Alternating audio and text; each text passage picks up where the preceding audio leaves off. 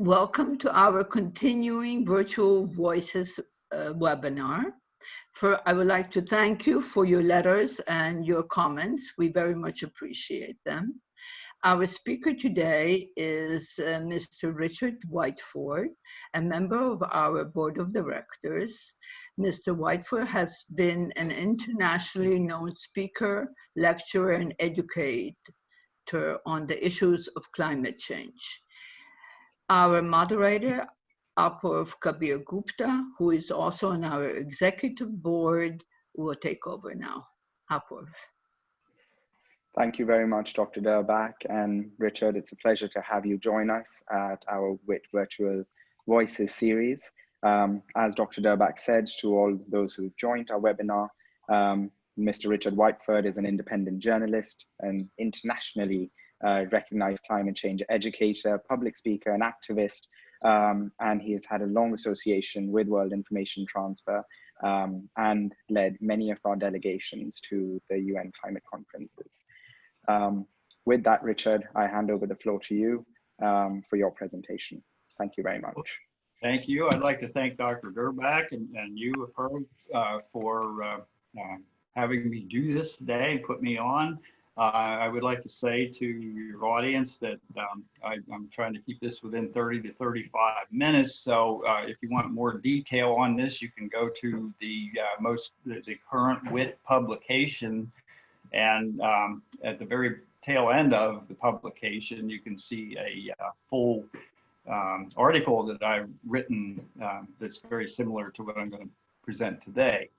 And I always like to start out with this image of the Earth because you can't see any religious boundaries. You're looking down from the satellite. You can't see any religious boundaries on this planet. You can't see any ideological boundaries, no racial boundaries, and no political boundaries. And so we are a species who evolved here on this planet, and you know, we come in different colors and different sizes and so forth, but we have to survive and we have to coexist on this planet. And right now, considering the Black Lives Matters movement protests that are going on worldwide, it's, I think, a time for people to pause and take a look and realize where we are in the scheme of things.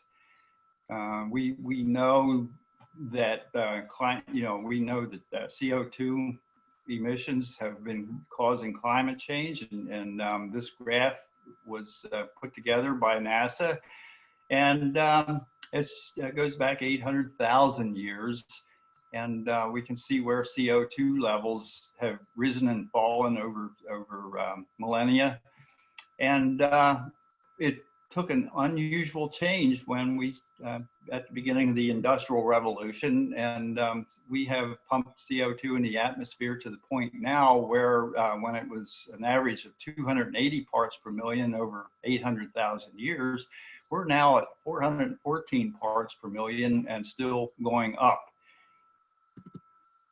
And business as usual, the Intergovernmental Panel on Climate Change finds that if emissions continue at the rate we're going, we'll be at 470 parts per million by 2025. And you can see, can you see my cursor, by the way? Can you see the arrow? Yes. On video, okay.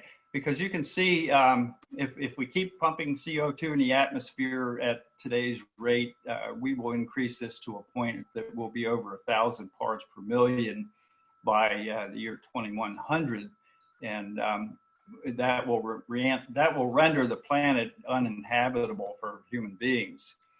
And they also point out that the difference between a 1.5 degree and 2 degrees Celsius, a half degree, is world altering. It doesn't sound like much when you talk about a half a degree Celsius, but a half a degree will rise, it doubles the rate of crop failures around the planet. It cuts marine fisheries in half, and it triples the number of heat waves. So that half degree has a significant difference. Our big challenge is we have to cut CO2 emissions by 45% by the year 2030, which is really not too far out ahead. and we need to get to zero emissions by 2045. And if we don't do this, we're going to face a world in which humans will not be able to adapt. This is a really critical challenge. And one of the concerns I have is the Paris Agreement Stacktake meetings take place every 5 years. So it means that we'll only have 2 Stacktake meetings by the year 2030. And how much can you achieve? How much can you accomplish with only 2 meetings between now and the year that you're supposed to be hitting, cutting it in half, or by the time 2050 gets around here and you're supposed to be at zero emissions? I think it requires that we move a whole lot faster. And according to the EIA, which is the Energy Information Administration, they project a 28% increase in world energy use by 2040. A lot of that has to do with population increase. And fossil fuels are projected to comprise about 75% of that under the current business as usual trend. That means we would be putting about 43 billion tons more of CO2 in the atmosphere in 2050 when we're supposed to be at zero emissions. As Greta Thunberg liked to say, the popular idea that we cut our emissions in half only gives us a 50% chance of staying below the 50-degree Celsius limit. And that only gives you like half a chance really to survive. Whoops. And the interesting thing now is this mindset that we have. The COVID-19 pandemic has a lot in common with climate change as it relates to people's attitudes. And you can't see the virus, and you can't really see climate change except for when you have a big flood or extreme storm or drought. But a lot of people claim that COVID and climate change are a hoax. There's a mindset that claims that, and some of those people are in powerful positions. And I love this picture because these guys are playing golf, and there's this big wildfire coming down the hill behind them. They seem to be oblivious to it, and here we have people in a swimming pool during the COVID pandemic, and you can't find one face mask in here, and these people are not practicing social distancing. So this mindset just seems to be oblivious to the realities, and both COVID and climate change are deadly. This is a concern. And here, we have the COVID virus. Over here, we have this big protest going on now for Black Lives Matter, for justice. And overarching these is climate change, which is sort of being left behind and ignored right now. And, that big monster, climate change, is coming up behind us, whether we pay attention to it or not. And time is running out. We need to do something about it, something big and serious, sort of like the New Deal, or, Rosie the Riveter, who, World War II was a big challenge, and we took it on, and we did things to marshal the war, and also all that stuff improved our economy and gave us probably the best economic decade that we've ever experienced. And we know what we have to do. We absolutely know where the problems lie and where we need to target action. And this is a schematic that shows, the breakdown, where energy, transportation's a big one, building efficiency is a big one, industry, and so forth. So we don't have a learning curve here. We already know what we have to do.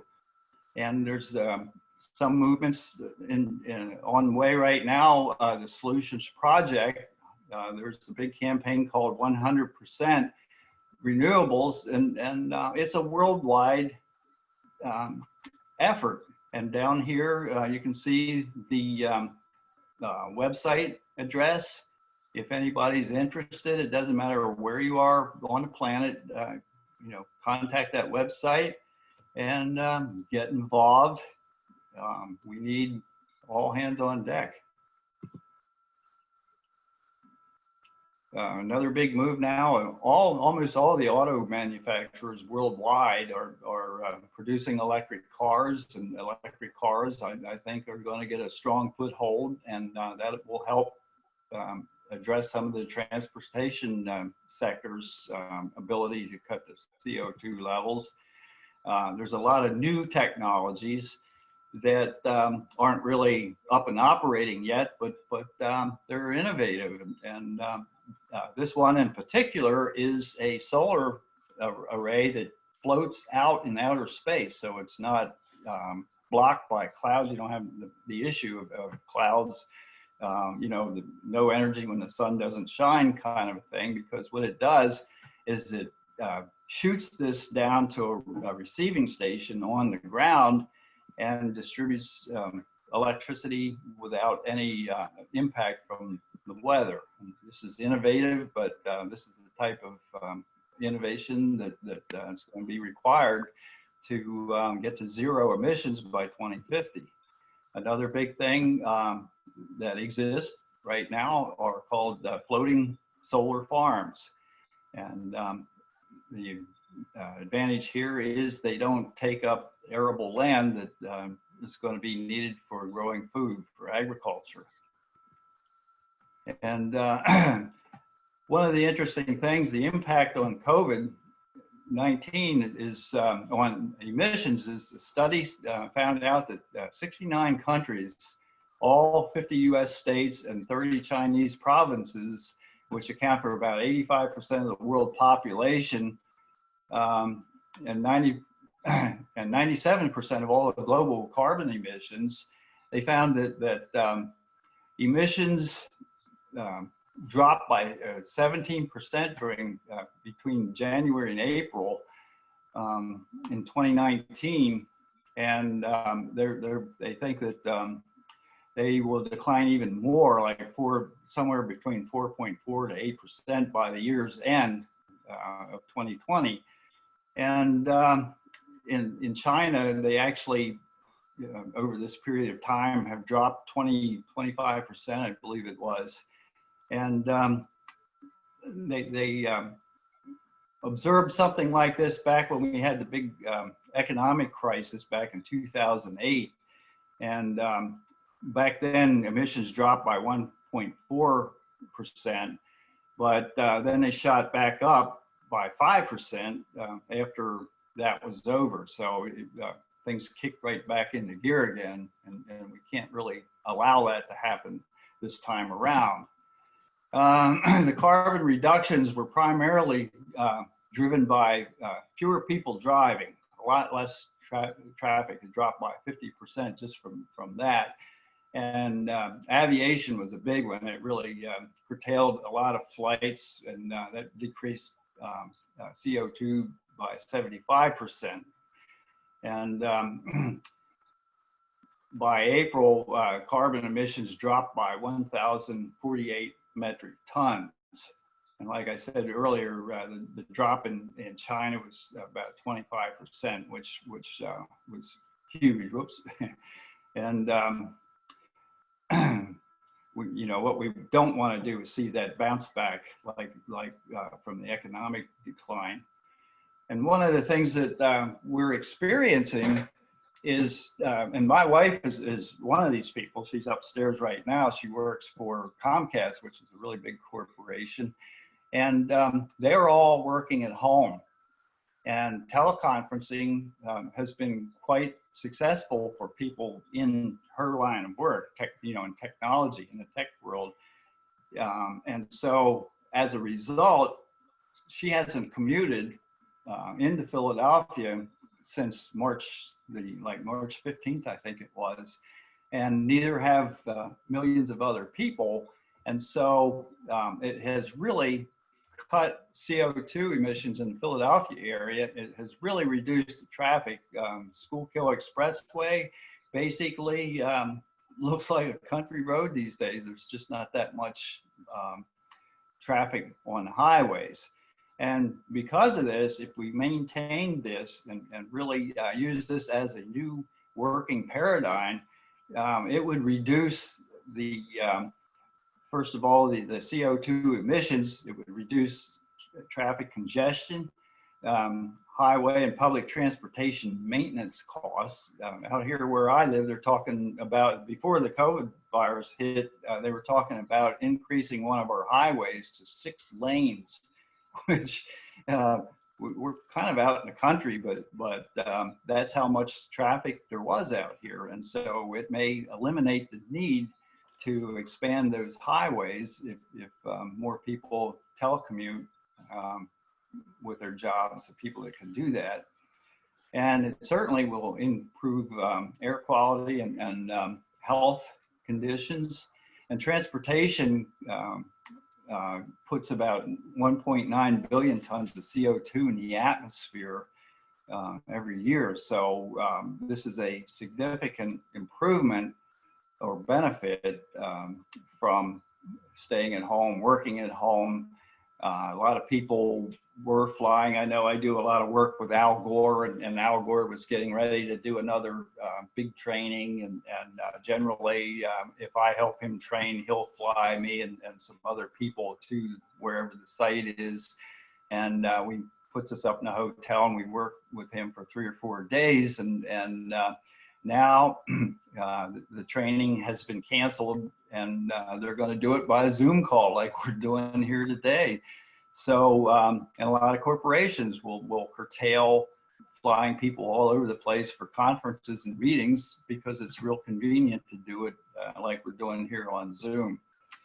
Another big thing is, and Comcast is one of these, they just completed a brand new green, efficient building in Philadelphia that's 46 stories high or something like that.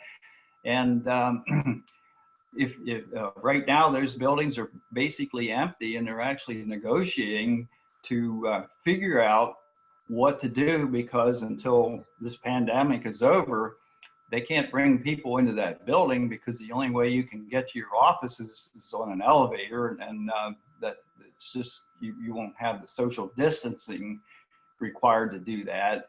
And so they're struggling with that dilemma. And so if you permanently have no use for skyscrapers, you can get rid of some of that stuff. And one of the big things is to, you could take a lot of the high-level, high-rise parking garages in cities, and you could convert them into green spaces like you see in this picture, where it would do a couple different things. You could either put these in areas where you could, they would act as stormwater retention areas during heavy downpours, but also recreation areas for people.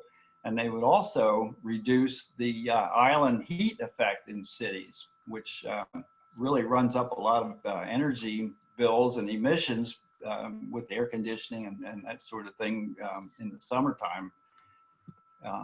Here's some more examples of some blighted areas that are basically used as parking now, city parking and so forth.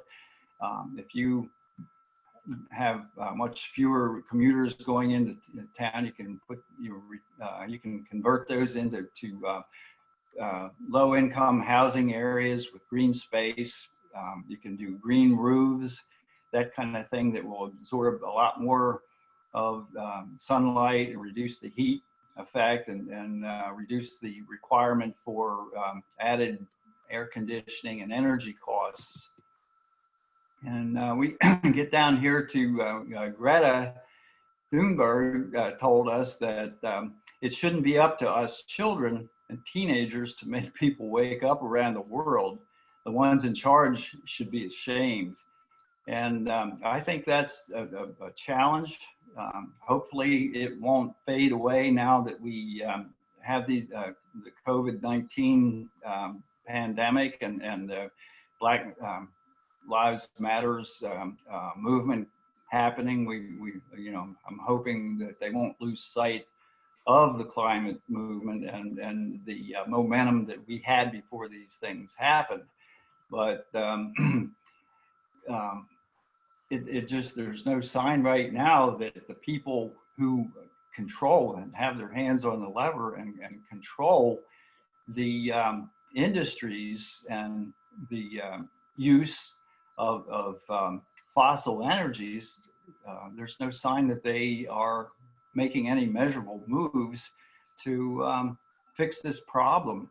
In fact, none of the G20 countries have committed to any realistic cuts in CO2 in the Paris Agreement to actually make a difference. So who's that leave this up to? Greta, one person, started out all by herself, sitting there in front of the Parliament building, and her actions, because of her commitment, the skin in the game that she actually put into it, created a movement of about 1.6 million school kids in 133 countries around the world. And they were just really getting their momentum going when the COVID virus hit and just really changed the focus on everything, particularly with the media. So in addition to her, and I was on an MIT, I'm taking a class at MIT right now on climate change, a simulator product. And the interesting thing that I learned in that class yesterday was that carbon tax, they feel, is going to be have one of the biggest impacts on getting CO2 cuts. And there's an organization called Citizens Climate Lobby, and there's the website down here for that organization, who have been pushing for legislation here in America to have carbon tax at its source.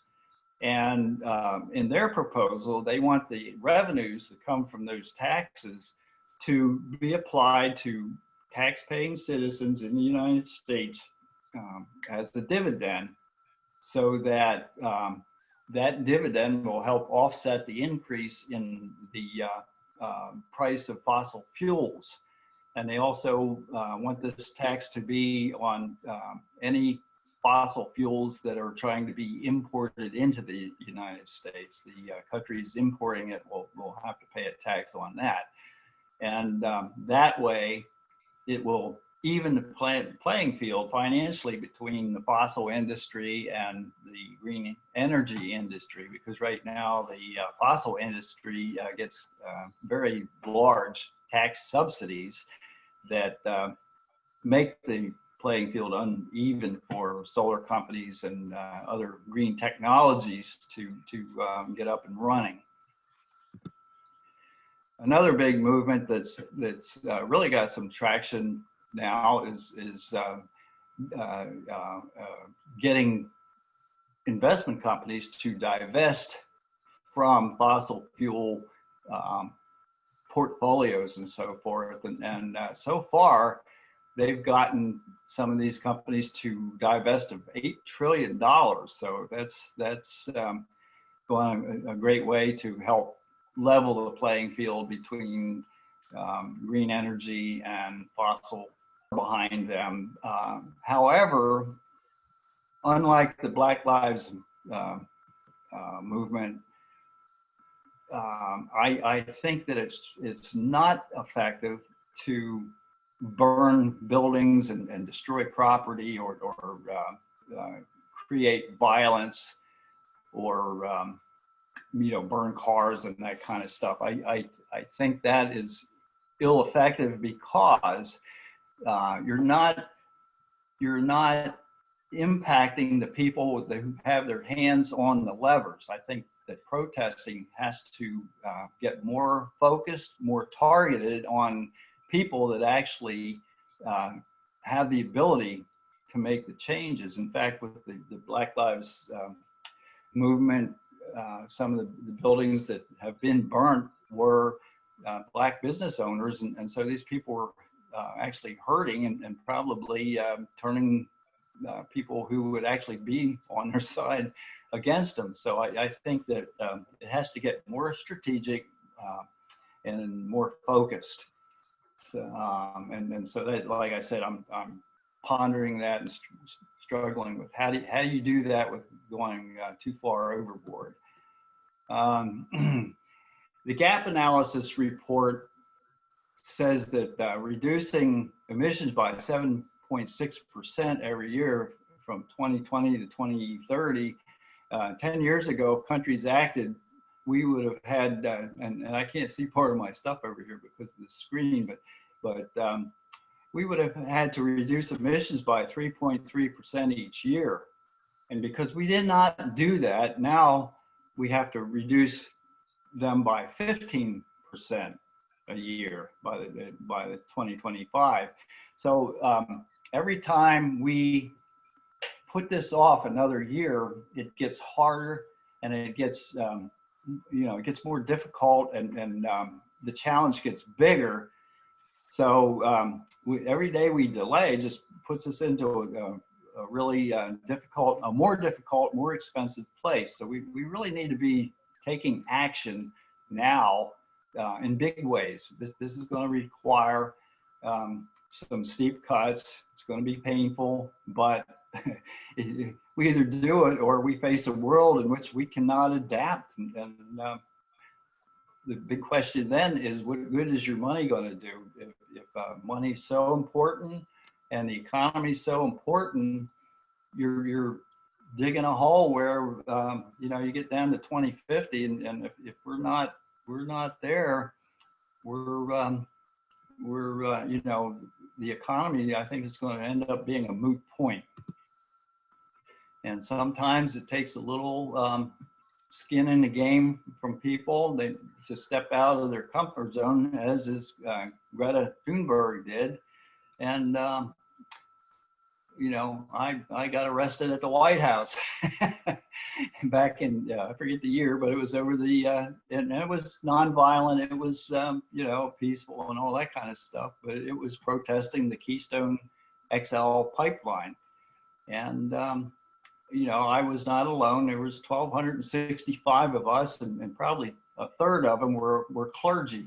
They were, Richard, we're getting a stream of questions, so whenever you're ready, let me know with the presentation. I am real close to the end here, so Brilliant. Time's running out, my time's running out, your time's running out, and this is a terrible picture because I took it, but this is the can. The old saying, kick the can down the road. Well, here's the can, and the can is at the end of the road. There's no more road to kick the can down. We have no more time. We have to act now. And that's it. So I managed to do it in time, right? Yes, you did. And thank you for a very clear presentation of the impact of climate change and some of the solutions that we need to endeavor to implement in order to save the Earth and our future generations. Thank you very much, Richard. You're welcome. Upward. Thank you so much, Richard. Let me start by, you touched on many, many topics around climate change, but I'm reminded of one of our previous WIT Virtual Voices webinar by Dr. Bernard Goldstein, where he primarily said that one of the main reasons why climate change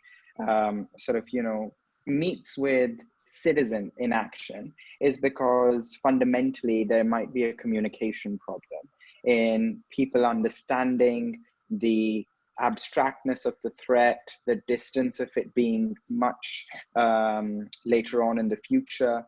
So, how can we change that message to reach across a wider population for them to really act in a much more urgent manner? Because yes, sharing statistics and sharing sort of the climate science is one thing, but how do we communicate that in a way that it is more actionable for for, people?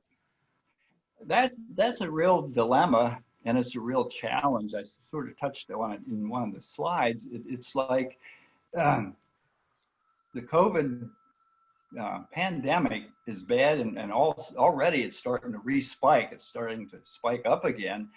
Yet you have people defying it and not doing social distancing, not wearing masks, and states where it's spiking really badly, like Alabama and places, are reopening everything for business. And that's the same mindset that I talked about earlier that denies climate change. And I think, Al Gore put it the best way. I think it's an inconvenient truth. And people are very selfish, I think. When you have a pool party at a bar with a bunch of people, and in the state of Maryland, at Ocean City, Maryland, on Memorial Day, it was packed with people who were just hell-bent on going out to the beach, and nobody could tell them they can't do that. And they had no social distancing, they had no masks, and I need a sociology professor or somebody to help answer that question, because I don't get it. I mean, they are risking death to go have fun at the beach one on a weekend. Richard, I think that you need to consider the fact that the American public has been stuck in their apartments and homes, and that there's very, very little movement that has been demanded of them, not only here, but in England and throughout the world. And, human beings are social animals, and for them to be stuck in a home with either noisy children or screaming wives or husbands, it's extremely stressful. And so when they had an opportunity to go, it is understandable that they are going to put aside their fear of COVID and act on the impulse to go and move. So I don't think that that is the problem, and I don't think it has anything to do with climate change. What we need to focus on the climate change is something that you did mention in one of your sentences. We need to worry about population growth, because keep in mind, if we do not have that many people in the world, or we have people that know the consequences of climate change, then we would not need to worry about the shopaholics or the alcoholics or the abusers. We will be able to teach people to act appropriately, not to cut down forests, not to get zoonotic infections, and not to be so completely devastated by what goes on. Alfred, we really should go into other questions. Yeah, 100%. So yeah, keep me from Richard, going on. Sihi has an important question around carbon tax. She asks, do you think carbon tax can be the largest trigger in order to protect climate change? And do you think what do you think is most important thing when we educate people about climate change?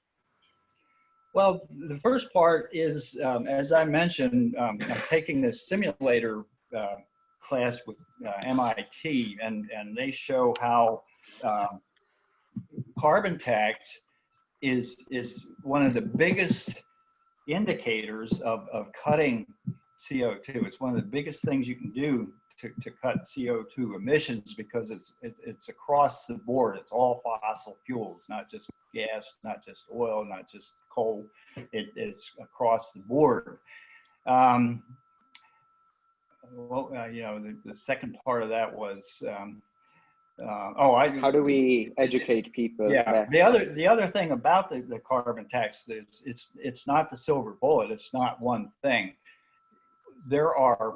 It's a very complicated system, and there are various things that you have to do to get CO2 emissions down to 1.5, which is the goal of the simulator. But not anyone alone will do that. But in the overall scheme of all the different options that you have, the carbon tax has a big influence on it. But again, it's not the end all. It won't fix it. And I'm sorry, the second part of the question again was? What would be the best way of educating people when talking to them about climate change? That's a hard one. I have done probably like 300. I think I'm up to 370 PowerPoint presentations that I was doing to the public when we didn't have the lockdown, the pandemic lockdown. And I've had all kinds of audiences. I actually got physically assaulted twice, 2 different meetings that I had from climate deniers and so forth. And it seems like it's really predicated on the ideology of the audience that's hearing the message, because you have the naysayers and their group that absolutely refuse to acknowledge any science that you put in front of them. And I think the same thing applies to population and birth control and all that kind of stuff. I think it's difficult. I use the medium of public speaking, and I also am a journalist. I write a lot, and I just find that in the end, it all depends on the ideological position of the person hearing the message, whether it's a speech or it's an article you wrote or what. And so I think the key in the end is to somehow try to crack this ideological divide. The message. I don't know if anybody's got an answer to that, you know. Richard, we have another question around around something. So it's more of a comment that's formulated in the question that builds off of Dr. Durbach's remarks as well. And this comes straight from Asia. They ask, one area that we didn't hear in your presentation, which is an increasing concern these days, is and something that most environmentalists are looking into, is where all the personal protective equipment will end up as the world is going on producing sort of disposable gloves, disposable masks, and many other personal protective equipment.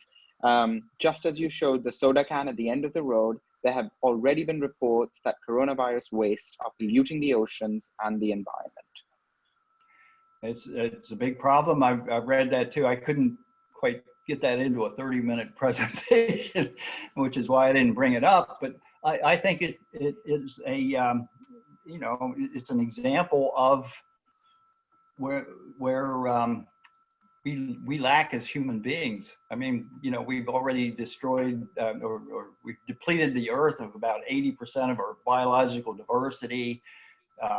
We have more space junk up above us that we can't see down here, but it's pretty frightening how much space junk we have up there. We have plastic islands in the ocean the size of the state of Texas and so forth. And, I was out yesterday doing a ride on my bicycle along a river that we have close to here. And there's a place where people hang out, and there was all this garbage there, and there was a used baby diaper laying there and so forth. And exactly. Those are really sort of like key sort of waste management, really. And myself sitting in India right now, it is a big problem. Richard, we also have a comment from Mr. Alex Rosseo. He says, thank you, Mr. Whiteford, for such an insightful and comprehensive review of the current situation of climate discussion. It was refreshing to see someone show a hint of skepticism regarding protests. There is widespread criticism regarding people rallying behind Greta, joining the trend because it's trendy, promoting a cause that almost everyone agrees with, and omit any study or reflection. He would be interested in hearing your thoughts regarding specific actions. Do you think the public disgust against nuclear energy specifically is withholding the transition to a low carbon future? Absolutely. I think that nuclear must play a role. And, you know, there are challenges with that because of the expense of getting it up. But one of the things you have to overcome is people's fear of nuclear energy because of, you know, 3 Mile Island and some of those type of accidents in the past, Chernobyl. But there's new technology out there that is far superior to that. And I can't see how we can possibly get down to even 2 degrees Celsius without having nuclear in the mix. It's got to be there. And here again, this is where you need competent leadership, because governments at this point in time, because of the magnitude and urgency of the climate crisis, should be backing nuclear energy and getting it back up to speed again. If they did it in a big way, it would really help us get to 1.5 quickly. That and carbon tax and those kind of things. But nuclear absolutely must be in the mix. And I say in as big a way as you can get it. Yeah. One of the big problems, unfortunately, is that people hear more and more problems about Chernobyl and what has happened. What they do not realize that since Chernobyl, the area where it is strictly forbidden for anybody to go, is filled with plants, with animals, with life that basically has survived the radiation and is thriving. And the only thing that is missing are the people. So we know that given half a chance, the creatures of this world will survive if one of the creatures, us, does not completely devastate them. And most people do not know that too. Most of the other nuclear power plants, that, for example, in France, do not do that. So, you know, there are common factors that have influenced the decline of the nuclear production. And somebody like you, who travels all over the world on lectures, could bring it to their attention.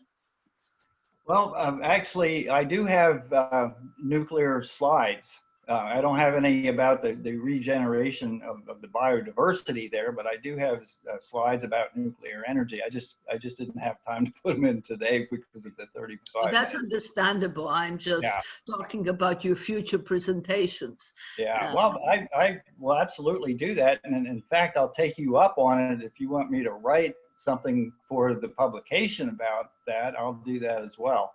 Because that would be lovely. Yeah, I think that would be a worthy project. Richard, we have a question from Modu. He asks, is that our Modu? Is that Modu? Yes, it's our Modu. All right, Modu.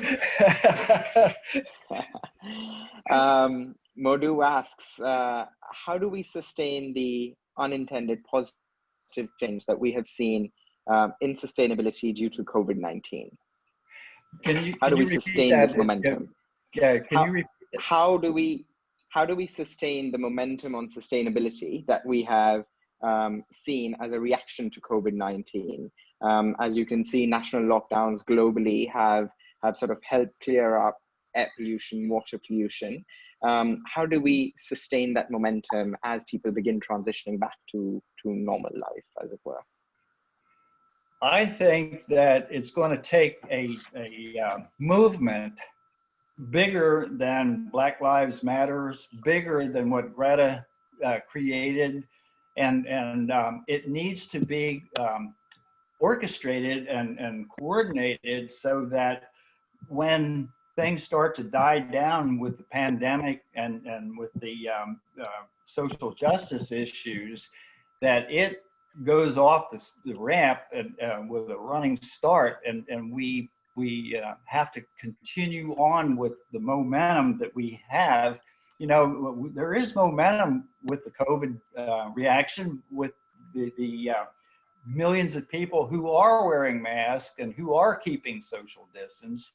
And I think that we need to have our voice in there. We can't end up being quiet and allowing these two other issues to take front stage. We need to be right there also.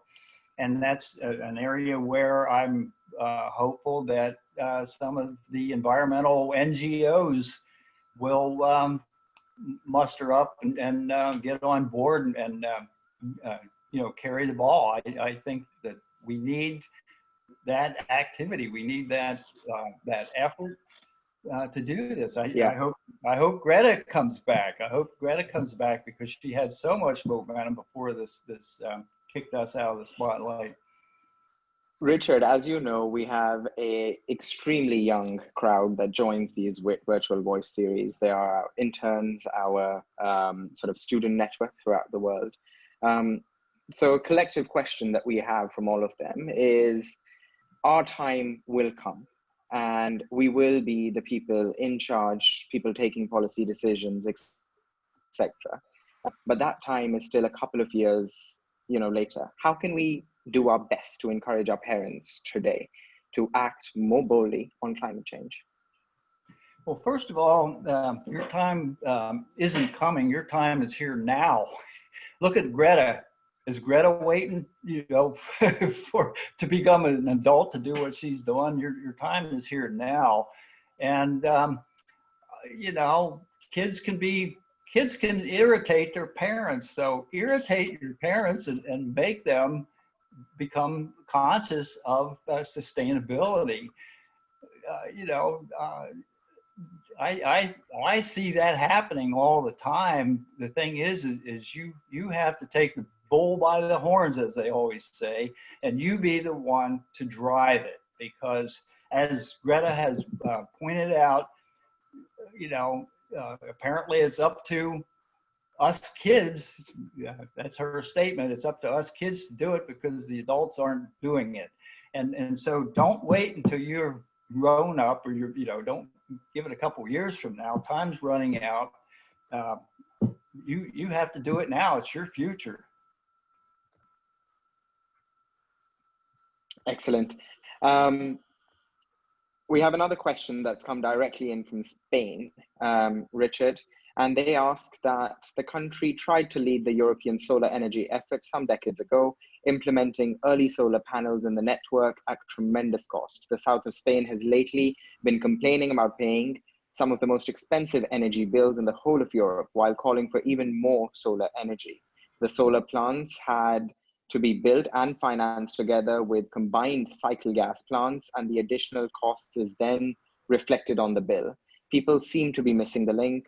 Which do you think will prevail for smaller households, the green effort or capital saving?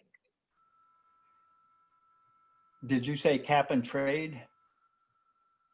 I couldn't hear. So it's green effort or capital saving. Should they be saving their money, or should they be directly financing the green energy revolution? Well, if 2050 gets here and we don't get to zero emissions, there may not be a reason to save money. I think that investing in long-term existence would be wise. It's kind of hard for me to answer that question in full without doing some research on it. I don't want to talk about something I don't know enough about. I really want to bone up on it before I give a better answer. But I think the bottom line is we have till 2050 to get to zero emissions, and if we don't do that, economy, money, all those kind of things will be a moot point. So I say invest in the longevity of the human species. Yep, excellent. We're fast approaching time for the webinar. Dr. Durbach, do you have any closing remarks? Well, as I mentioned to you, Richard, I'm very, very pleased that you were able to join us and share with us your research and on your lecturing tours and your educational endeavors. And I think it's people like you who get around to meet a lot of people, and particularly young people, that can influence what is going on. It certainly is not somebody like me who's usually behind patients, but you who can lecture and enjoys it and enjoys teaching people of all ages about what are the consequences. And using Greta as an example, I think it's an excellent example in order to bring awareness to young people that it is their responsibility, because we at our age are not going to be around when these devastations are going to happen. We're going to be in another realm that we really do not know what it's going to be, but it definitely is not going to be around here. So again, thank you very, very much. And we appreciate everything that you have told us, and hopefully our audience will take that into consideration when they do the next step, like, for example, buy things that they do not need. Thank you.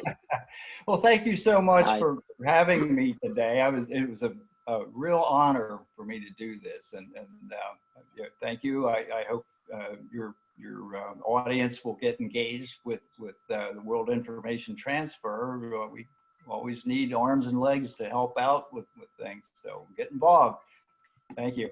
Excellent. Thanks so much, Richard, once again. And to all our participants, thank you for joining another series of WIT Virtual Voices. Our next speaker is going to be discussing or remembering the first Earth Day, and that's going to be Mr. John Rowe. So we look forward to having you then, and you will receive the invite details shortly. Thank you once again for joining. Richard, it's a pleasure. Thank you. Have a good day. Bye now.